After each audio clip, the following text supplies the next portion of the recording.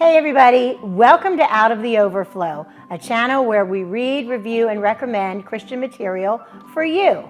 I'm Miss Dorothy, and I am your host on this journey into Christian literature. We are here in the bookstore of Lighthouse Baptist Church in Winchester, Virginia, where these shelves are stocked with materials that we believe could help you in your walk with the Lord. Each episode, we ask someone to come in, pull one of the books off this shelf, take it home, read it, and then come back and talk to us about it. Today, we have our guest, Amanda Schraff. Amanda is a wife, a mother of 3 children, and a nurse. Welcome, Amanda. Thank you for being here. You're a wife, you have 3 kids at home, and you're a nurse, and you have time to read a book? That was on vacation. I went to Florida, and I decided to read while I was there at the beach. Well, that makes more sense. So, Amanda has chosen the book, Passionate Parenting, Enjoying the Journey of Parenting Teens by Cary Schmidt. Amanda, what drew you to this book? So I have 3 children. 3 of them are, they were born in 3 years and 2 months. And so for many years, we had 3 teenagers in the house. Now, I've never heard about this book, and I told it was a good one to read, especially if you have teenagers. So even though I'm dealing with older teenagers now, I have a 20-year-old, an 18-year-old, now almost 17-year-old in 2 weeks. Oh. I still felt the book would help me as a parent. Okay. So can you give us a little brief overview of what the book was about? Sure. So it's all about having the heart of your teenager. Okay. Kids or teenagers will obey you out of duty, but they may not obey you because they love and respect you. Many of us parents would not want to go back to our teenage years. I know I wouldn't want to go back to my teenage years. Close. No. These are hard years of transitioning from a child to adult. A lot of times, they don't feel like they're an adult, and they don't feel like they're a child either. They can't really relate to either one. So it is a struggle on so many levels. But this book helps you understand your teen from their perspective, and helps you as a parent to capture your teenage heart. Okay, and now I know the book focuses on rearing teenagers. Does it give you certain strategies, insights, things that you can do to connect with your teenager? Yes, the book gives a lot of instances on how to do that. And mainly it talks about the heart is the focus. Right. If you can have your teen's heart, then you've captured a lot right there. And I feel like we're going to park here for quite a while because there were so many good things in the book, and I'm going to read several things from the book. Great. So let's read what Cary says. I'm going to put my iPad down here. Let's read what Cary says in his book. So on page 110, he says, "The heart is where the spiritual battle is fought. The devil is going after our kids' hearts. Mm-hmm. He wants their emotions, their beliefs, and their attitudes. If we're going to win the spiritual battle, it must be fought at the heart level." So how do we get our kids' hearts? First of all, we need to encourage them. They're going through so many changes. They're going through physical changes. They're going through emotional changes. And during their teen years... I like what it said there about the battle in the heart. Because I saw that. My boys are grown, as you know, but I saw that in my oldest son. I felt like there was a period of time where I could see the battle. I could visibly see what he was going through. Yeah. And it was like he was trying to decide between this life or that life. Yes, and it's a struggle. And you see their ups and their downs, and you see, I don't want to say, but in a sense, they're depressed moods. Like one day they can be very down, and the next minute you're like, where was that kid? Like they're so excited now, and you can interact with them. But Cary does a good job when he explains to the physical and emotional changes, and that's when I want to read to you. So it's on page 94. He says, "Let's put ourselves in their shoes for a moment. Let's say you're 15 years old. By now, there is a solid scientific proof that your brain is 50 to 65% into a process of tearing itself apart and rebuilding itself into one cell at a time. So your gray matter, which are dying brain cells, is at an all-time high." This explains why teenagers are so sporadic. Right.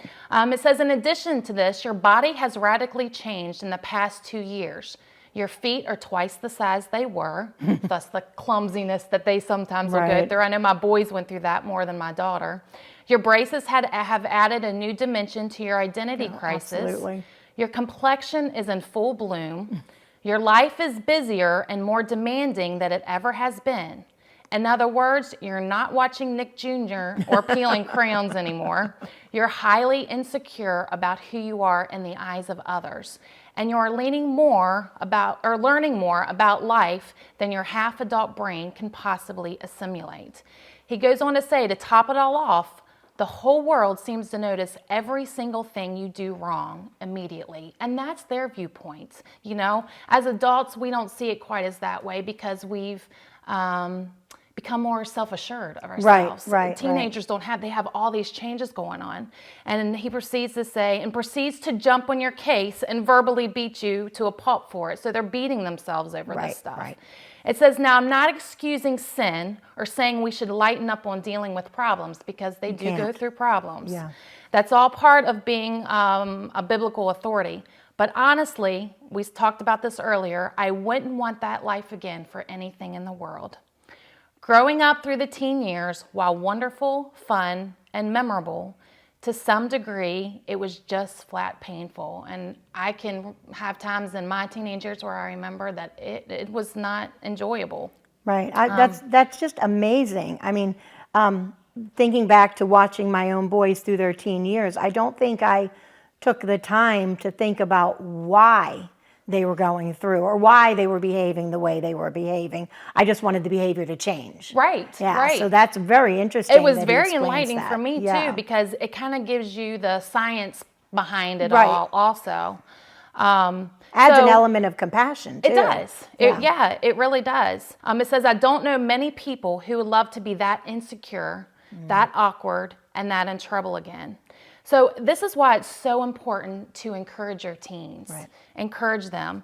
When I was reading this, I couldn't help to think about an incident that happened when I was a teenager. And talks about, you know, your complexion and growing up. I was a teenager. I had acne, and to me, like, I think I had acne terrible. Now you ask somebody, you know, some of my friends that I grew up with, they're like, Amanda, you did not. But that's how I saw myself. Right. And I remember one morning I got up. I was really bad about squeezing it because I didn't like the white bumps there. I was terrible at that. And my mom would always say, leave it alone. And I just couldn't do it. Well, one morning I had one that I thought was really bad. And I woke up in the morning and it wasn't like infected to where I need medication, but it was really bad. And I remember it being like on my face right near my eye. And I was just appalled by it. But I went ahead and I got ready for school. I put the concealer on as much. And I remember being in tears like, this is awful. Like, I don't enjoy this. And I remember going to Mom's like, Mom, I just can't go to school like this. You know, I don't. And she actually said, Mom, do I have to go to school? She allowed me to stay home from school that day. And by doing that, she could have said, no, you need to go to school. You know, you've got tests, you have to go to school. But by doing that, I felt like, you know what, Mom understood me. And so it helped our relationship as a parent to teen. Absolutely. Because I was like, okay, Mom understands if I have anything going on, I can go to her and she'll try to understand what I'm going through. She made it important to her because it was important to you. Absolutely. And I think you're right when it comes to getting your teen's heart. They have to, what we look back on, you know, as adults, and we're like, they're going to get over it. Their first broken heart, they're everything like that. They're going to get over it, just get over it.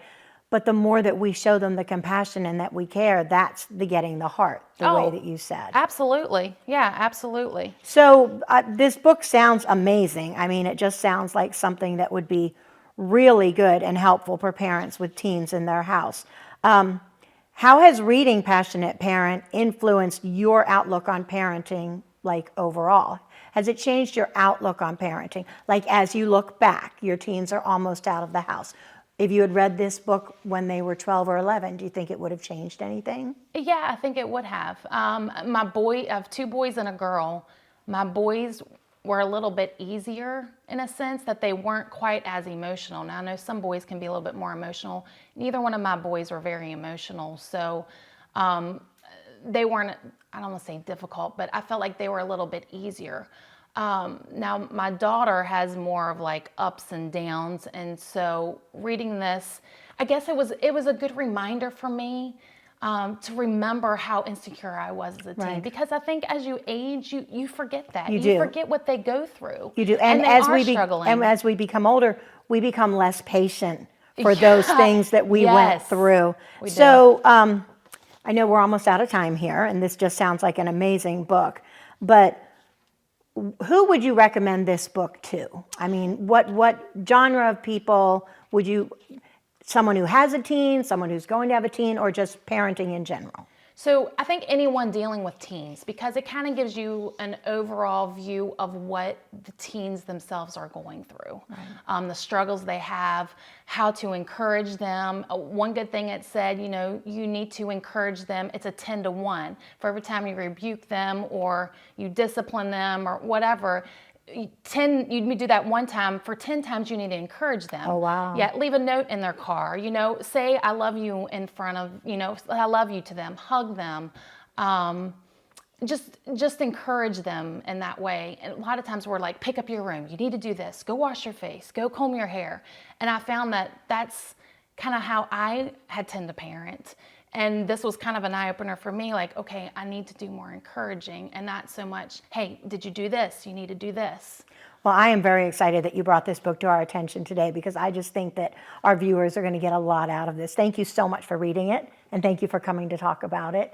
If you are interested in getting a copy of Passionate Parenting, if you have a teen in the house, we highly recommend that. Why don't you stop by the bookstore here at Lighthouse Baptist Church in Winchester, Virginia, or contact us, or check the link on Amazon so you can get a copy for yourself. I think it's something you would really enjoy. And be sure to come back and see our next episode, where we will find another person who's willing to take a book off this shelf, take it home, read it, so we can review and recommend it to you. Until then, you just keep on reading. Bye.